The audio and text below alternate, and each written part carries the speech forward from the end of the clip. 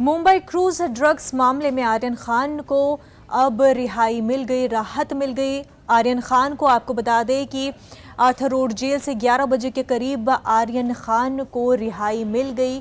कुछ कागजी कार्रवाई में वक्त लगा, लेकिन रिहाई बहरहाल मिल गई। शाहरुख खान खुद जो है आर्थर रोड जेल के पास पहुंचे थे।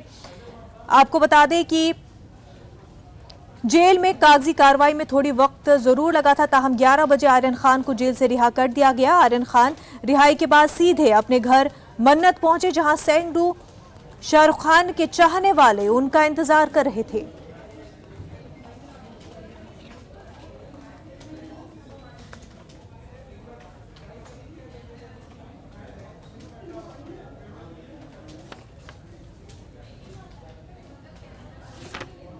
आर्यन खान तकरीबन 11:30 बजे अपने घर पर पहुंचे। हम आपको तस्वीर दिखाते हैं मन्नत की। यहाँ पर जेल से जो है आर्थर रोड जेल से 11 बजे ठीक आर्यन खान जो है बाहर निकले, जहाँ पर शाहरुख खान के बॉडीगार्ड उन्हें लेकर के जेल से रवाना हुए और ठीक 11:32 यानी तकरीबन आधे घंटे का सफ़र तय करके आर्थर रोड जेल से मन्नत अपने घर जो है आर्यन खान पहुँच चुके हैं। कुल मिलाकर देखा जाए आज 30 दिन के वक्त बीत गए हैं आर्यन खान को जेल में रहते हुए। मैं आपको याद दिला दूं कि 2 अक्टूबर को जो है कार्रवाई की गई थी एनसीबी की तरफ से, और उसके बाद आर्यन खान की गिरफ्तारी दिखाई गई थी और तब से आज तक आर्यन खान जो है जेल में ही रहे और आज उन्हें जमानत के बिना पर पेपर के कागजी कार्रवाई ख़त्म करके उन्हें रिहा किया गया। और यही वजह है कि आधे घंटे का सफ़र तय करके 11 बजे से लेकर के 11:30 बजे आर्थर रोड जेल जो महालक्ष्मी इलाके में है और बांद्रा में मन्नत इनका घर है, तो आधे घंटे का सफ़र तय कर करके यहाँ पर पहुँच चुके हैं। कुल मिलाकर के देखा जाए तो आर्यन खान अब घर पर हैं, अपने परिवार के साथ हैं। अब ऐसे में देखना होगा कि जो आगे की कार्रवाई है एनसीबी की वो किस हिसाब से एनसीबी करती है, क्योंकि कई ऐसे कंडीशंस हैं, कई ऐसे शर्तें हैं जिस बिना पर आर्यन खान को ज़मानत मिली है, उसे आर्यन खान को फॉलो करना होगा। वहीं दूसरी तरफ देखना होगा कि इस मामले की जांच कर रही एनसीबी अब आगे क्या कुछ ठोस कदम उठाती, क्या इस मामले में कोई नया रुख, नया मोड़ लेकर सामने आएगी, ये देखने वाली बात होगी। कैमरामैन संतोष डिसले के साथ प्रशांत पांडे, न्यूज़ 18 मुंबई। आर्यन खान की रिहाई के बाद शाहरुख खान के मद्दाहों में खुशी पाई जा रही है। मैं मन्नत तो बहुत टाइम से आ रहा हूँ, लेकिन ये जो अभी वक्त बुरा चल रहा था उसमें मैं हर एक दिन उनके साथ हूँ। मैं मन्नत भी आता था, मैं कोर्ट के बाहर भी जाता था। एक्चुअली इस वक्त में हमारा साथ बहुत ज़रूरी था टू नो हिम कि हाँ हमारे साथ अब भी उतना ही प्यार है, शाहरुख सर के लिए उतनी ही मोहब्बत है, बल्कि उससे ज़्यादा इस टाइम पे है और ऐसे ही रहेगी हमेशा। बहुत खुशी है, हम लफ्ज़ों में नहीं बयां कर सकते। सब जानते हैं कि शाहरुख और उनकी फैमिली कितना स्ट्रगल से गुजर के ये दिन आज आ पाया है। तो मैं as a Shahrukh Khan fan, हम उनके साथ थे, खुशी में भी तो गम में भी है।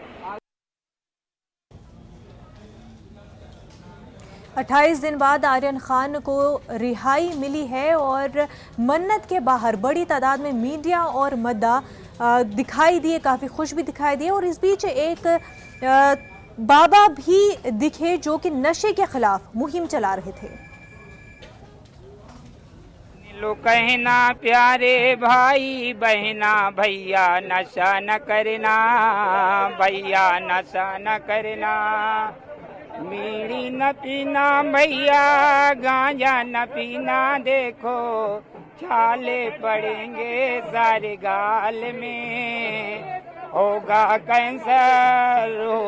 कैंसर दवा न होगी, बच्चे होंगे बेहाल, भैया नशा न करना, भैया नशा न करना। नशा मुक्ति अभियान चलाओ जोरों से, आप लोग मीडिया वाले सब जुट जाओ। भारत को आर्थिक आजाद बनाना है तो नशा मुक्ति अभियान चलाना है। जय श्री बोले, जय महाकाल।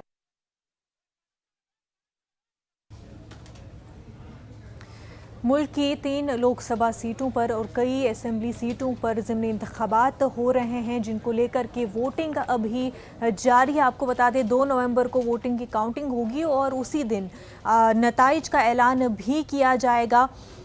आपको बता दें कि वोटिंग के अमल के दौरान मुनासिब हिफाजती इंतजामात के साथ साथ कोविड से बचाव के इक़दामात को भी यकीनी बनाया गया है। ज्यादातर सीटों पर जहां आज वोटिंग हो रही है, असल मुकाबला बीजेपी और कांग्रेस के दरमियान है।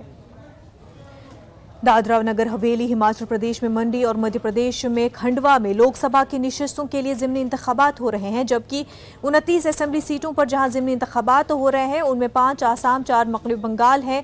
मध्य प्रदेश, हिमाचल प्रदेश और मेघालय में 3-3, बिहार, राजस्थान, कर्नाटक से 2-2, जबकि आंध्र प्रदेश, हरियाणा, महाराष्ट्र, मिजोरम और तेलंगाना में 1-1 सीट शामिल है। वोटों की गिनती 2 नवंबर को होगी और इसी दिन नताइज का ऐलान किया जाएगा।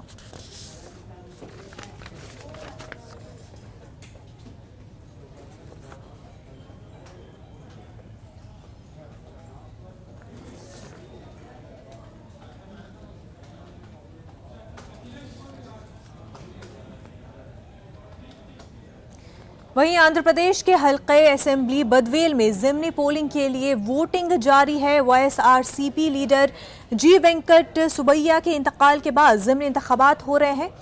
वाईसीपी ने मरहूम की बेवा सुधा को उम्मीदवार बनाया है। तेलुगु देशम पार्टी और जनसेना ने अपने उम्मीदवार को इंतखाबी मैदान में नहीं उतारा। बीजेपी ने पी सुरेश को उम्मीदवार बनाया है। मुकाबला वाईसीपी और बीजेपी के दरमियान देखा जा रहा है। जिला कड़पा के बदवेल में वोटिंग पुरअमन जारी है। सिक्योरिटी के कड़े बंदोबस्त किए गए हैं। सेंट्रल पैरामिलिट्री फोर्स की 15 कंपनियां तैनात की गई हैं और 3000 पुलिस अमले भी हैं।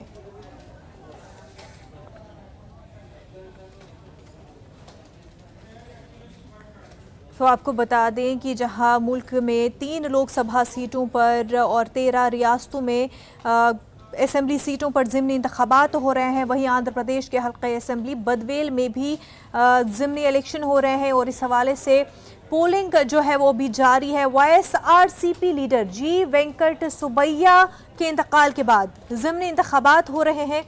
वाईसीपी ने मरहूम की बेवा सुधा को उम्मीदवार बनाए हैं। हमारे साथ हमारे नुमाइंदे इसहाक जुड़ चुके हैं। इसहाक, बदवेल में पोलिंग परसेंटेज इस वक्त क्या है और क्या कुछ इंतजामात किए गए हैं, तफसीलात से बताएं। मनोजा, ऑफिशियल के हिसाब से 11 बजे तक 20% बताया गया है।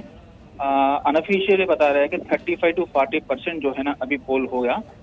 अभी तक पोल जो है ना पीसफुली हो रहा है। कुछ जगह पर बीजेपी और वाईसीपी के दौरान सपोर्टर्स के दौरान कई जगह कुछ गड़बड़ी हुई है जो चोर वोटर के बारे में। और सुबह में जब वोटिंग स्टार्ट हुई है 3 जगह जहां ईवीएम काम नहीं कर रहे तो वहां पे ईवीएम को बदल दिया और शाम तक 7 बजे तक चलने वाली पोलिंग के लिए पूरी तरह से सेंट्रल पैरामिलिट्री फोर्सेस और जो एआर के आर्मर्ड रिजर्व पुलिस है पूरी तरह से तैनात है। बदवेल के जो असेंबली कंस्टिट्यूशन पूरी जगह हर जगह पर पुलिस चौकन्ने है, कहीं भी किसी तरह के वाकयात ना हो। लेकिन सुबह से जो है ना बीजेपी लगातार वाईसीपी की तरफ ये आरोप लगा रही है कि चोरी वोटें डाल रही है और पुलिस जो है ना जो लोकल पुलिस है खुलेआम वाईसीपी के लोगों को हर बूथ में जाने दे रहे हैं। कुछ जगह पर जहां बीजेपी के कैंडिडेट जाने की कोशिश की वहां पे पहले रोक दिया गया, तो उसके बाद जो है ना बीजेपी के जो लीडर्स है उन्होंने इलेक्शन कमीशन को कंप्लेंट भी किया।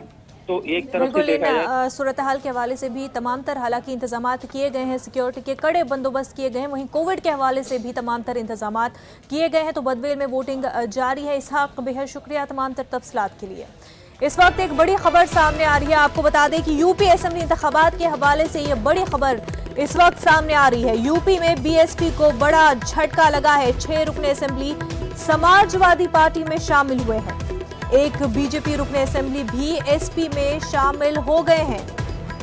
तो यूपी में असेंबली इंतखाबात काफी करीब है और इस हवाले से तमाम तर सियासी पार्टियां भी इंतजामात में लगी हुई हैं। इस वक्त जो आपको बड़ी खबर बता रहे हैं, बीएसपी को बड़ा झटका लगा है। 6 रुकने असेंबली समाजवादी पार्टी में शामिल हो गए हैं। नुकसान हुआ है किसान का, जो किसान का नुकसान हुआ है बेमौसम बारिश होने की वजह से उसकी भी एक भी भरपाई अभी तक भारतीय जनता पार्टी नहीं कर पाई है। और यही नहीं, कृषि का बुनियादी ढांचा को बेहतर करेंगे, इंफ्रास्ट्रक्चर को बेहतर करेंगे। उत्तर प्रदेश का किसान जानना चाहता है कि जो मंडी व्यवस्था पहले से लागू थी उस मंडी व्यवस्था में कितना सुधार आया है, और उस सुधार के साथ साथ आपने एग्रीकल्चर के लिए, इंफ्रास्ट्रक्चर के लिए कौन सा अच्छा फैसला लिया, अच्छा काम किया है। जो मंडी बन भी रही थी उनका काम नहीं आगे बढ़ा, और जो चलती हुई मंडी थी उनको इस सरकार ने बंद कर दिया। सिंचाई को लेकर के न जाने कितना बड़ा दावा किया गया कि 20,000 करोड़ का फंड बनाया जाएगा। वो पता नहीं 20,000 करोड़ कहां चले गए, उसका फंड बन पाया कि नहीं बन पाया है। बुंदेलखंड के सूखाग्रस्त इलाकों को लेकर के मैं आज कहता हूं, बुंदेलखंड की जनता ने सबसे ज्यादा भरोसा किया भारतीय जनता पार्टी पर। सभी सांसद, सभी विधायक जिता दिए, और जितना भरोसा जनता ने किया उससे ज्यादा बड़ा धोखा भारतीय जनता पार्टी ने बुंदेलखंड की जनता को दिया है। न पानी मिला उन्हें, न पीने का पानी उपलब्ध करा पाए, और महंगाई तो बढ़ाई बढ़ाई। और जिस समय मजदूर आए थे बुंदेलखंड में, लोगों की जान चली गई, लेकिन किसी की मदद नहीं की सरकार ने, और वापस मजदूरों को फिर वापस जाना पड़ गया। सिंचाई का कोई इंतजाम सरकार नहीं कर पाई, कोई पन्ना उठा करके देख लीजिए आप। दुग्ध विकास को लेकर के वही जो समाजवादी सरकार में काम हुआ था, उस काम को भी आगे नहीं बढ़ा पा रहे हैं। समाजवादी सरकार थी तो मदर डेयरी का प्लांट 5 लाख लीटर प्रोक्योरमेंट का प्लांट लग गया था। लखनऊ में अमूल का प्लांट लग गया था, 5 lakh litre procurement per day का। इसी तरह भोगनीपुर में 5 लाख लीटर प्रतिदिन मिल्क का प्लांट लग गया था।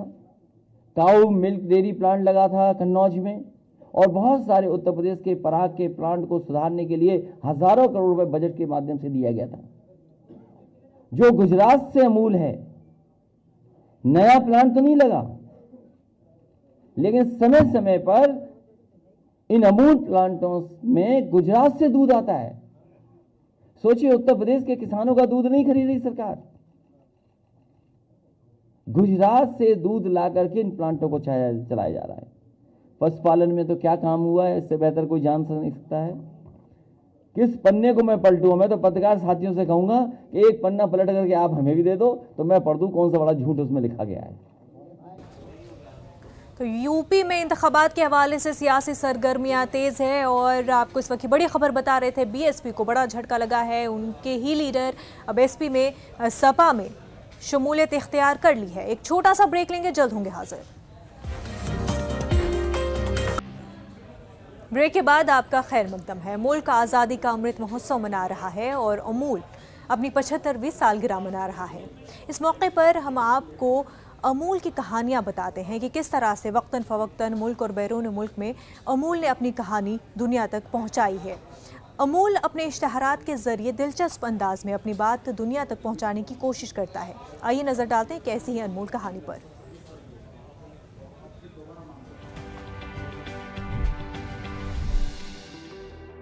साल 2009 में जारी अमूल के इस विज्ञापन ने सत्यम कंप्यूटर घोटाले पर करारी चोट की।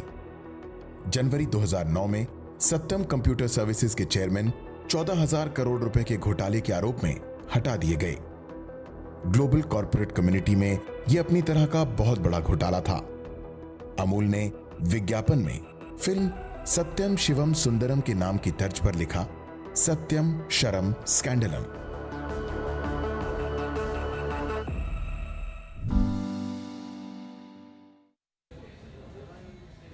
पानी का तहफ़्फ़ुज़ और तमाम तर लोगों तक पानी की रसाई हिंदुस्तान की तरक्की के लिए एक अहम मुद्दा है। किस तरह से मुमकिन किया जाए कि तमाम तर लोगों तक साफ पानी का रसाई मुमकिन हो सके, इस हवाले से आपको बता दें, पब्लिक हेल्थ इंजीनियरिंग की माहिर इंदिरा चक्रवर्ती ने इस मसले पर राय दी है।